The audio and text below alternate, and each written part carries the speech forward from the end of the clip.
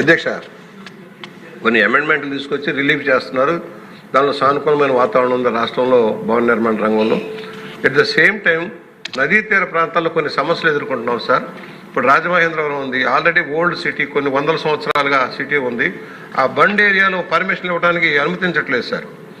అది చాలా సమస్య ఏమవుతుందంటే, బండ్ డెవలప్ అయిపోయింది, ఎంఎఫ్ఎల్ఏకి పైకి వచ్చింది, బండి విడ్త్ కూడా పెంచారు. ఆ పక్కనున్న భవనాలు, పాత భవనాలు తీసి కొత్త భవనం కట్టాలంటే పర్మిషన్ ఇవ్వట్లేదు సార్. దయచేసి దాని మీద కూడా ఒక నిర్ణయం చేయాల్సిన అవసరం ఉందని మంత్రి గారి దృష్టిలో తీసుకురావడం కోసమే నా ఉద్దేశం. లాస్ట్లో చెప్తారు, నోట్ చేసుకోండి.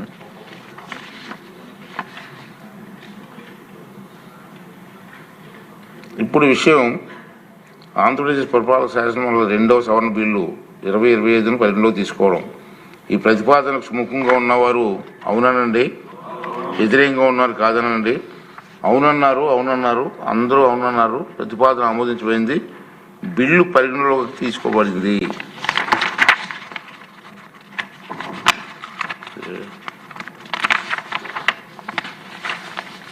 ఇప్పుడు క్లాజులపై ఓటింగ్ అండి.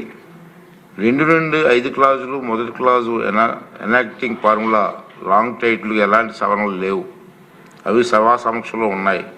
ఇప్పుడు విషయం 2 నుండి 5 క్లాజులు, మొదటి క్లాజు ఎనాక్టింగ్ ఫార్ములా లాంగ్ టైటిల్కు సుముఖంగా ఉన్నవారు అవుననండి, వ్యతిరేకంగా ఉన్నవారు కాదనండి.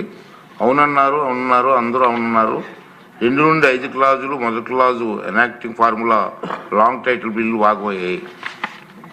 మంత్రి గారు ఆంధ్రప్రదేశ్ పురపాలక శాసనం వల్ల 2వ సవరణ బిల్లు 2025ను ఆమోదించుటకు అనుమతి కోరుతారు. అధ్యక్ష, ఈ బిల్లుని ఆమోదించాలని మనవి చేస్తున్నాను. ఇప్పుడు విషయం బిల్లును ఆమోదించడం. ఈ ప్రతిపాదనకు సుముఖంగా ఉన్నవారు అవునండి, వ్యతిరేకంగా ఉన్నవారు కాదనండి. అవునన్నారు, అందరూ అవునన్నారు. ప్రతిపాదన ఆమోదించబడింది, బిల్లు సభ ఆమోదం పొందింది. నెక్స్ట్ అండి, పురపాలక మరియు పట్టణాభివృద్ధి శాఖ మంత్రి గారు ఆంధ్రప్రదేశ్ పురపాలక శాసనం వల్ల 3వ సవరణ బిల్లు 2025ను ప్రవేశపెట్టేందుకు అనుమతి కోరుతారు. అధ్యక్ష, ఆంధ్రప్రదేశ్ పురపాలక శాసనం వల్ల 3వ సవరణ బిల్లు 2025ని పరిచయం చేయడానికి అనుమతి కోరుతున్నాను. అధ్యక్ష, మంత్రి గారి ప్రతిపాదన సభా సమక్షంలో ఉంది.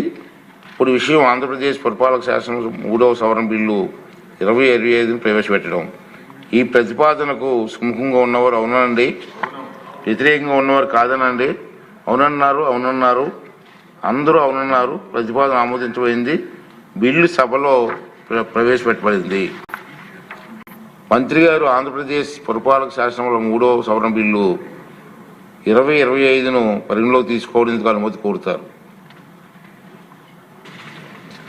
అధ్యక్ష, గత ప్రభుత్వం చేసిన అనేక అవకతవకల వల్ల అనేక బిల్డింగ్స్ యాక్చువల్గా డీవియేషన్స్ కానీ ఎక్స్ట్రా ఫ్లోర్స్ కానీ వేసి చేయటం జరిగింది. దాని మీద యాక్చువల్గా డిపార్ట్మెంట్ వాళ్ళు సర్వే చేస్తే దాదాపు 49,056 బిల్డింగ్స్లో ఈ డీవియేషన్స్ ఉన్నట్టు గుర్తించాము.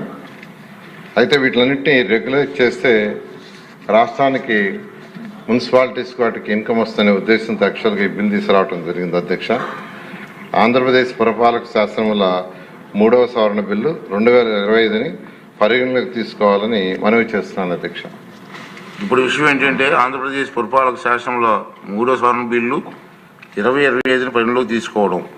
ఈ ప్రతిపాదనకు సుముఖంగా ఉన్నవారు అవునండి, వ్యతిరేకంగా ఉన్నవారు కాదనండి. అవునన్నారు, అందరూ అవునన్నారు. ప్రతిపాదన ఆమోదించబడింది, బిల్లు పరిగణలోకి తీసుకోబడింది. ఇప్పుడు క్లాజులపై ఓటింగ్. 2 నుండి 5 క్లాజులు, మొదటి క్లాజు ఎనాక్టింగ్ ఫార్ములా లాంగ్ టైటిల్కి ఎలాంటి సవరణలు లేవు, అవి సభా సమక్షంలో ఉన్నాయి. ఇప్పుడు విషయం ఏంటంటే, 2 నుండి 5 క్లాజులు, మొదటి క్లాజు ఎనాక్టింగ్ ఫార్ములా లాంగ్ టైటిల్కు సుముఖంగా ఉన్నవారు అవుననండి, వ్యతిరేకంగా ఉన్నవారు కాదనండి. అవునన్నారు, అందరూ అవునన్నారు.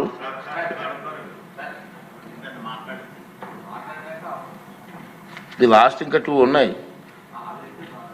అవి ఆమోదించే ముందు అవి మాట్లాడిద్దాం.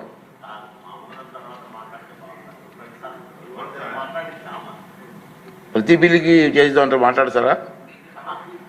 ఓకే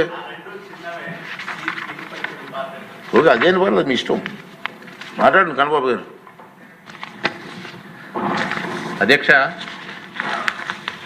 ఈ రెగ్యులేషన్కి సంబంధించి అధ్యక్ష ఇప్పుడు తీసుకొచ్చినటువంటి బిల్లు డెఫినెట్గా మున్సిపాలిటీస్కి కాస్త ఆదాయం పెరుగుతుంది.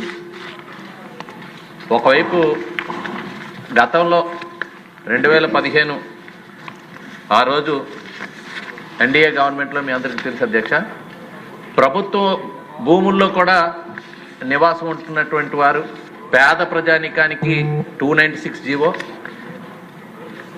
60 గజాల వరకు ఉచితంగా ఇస్తూ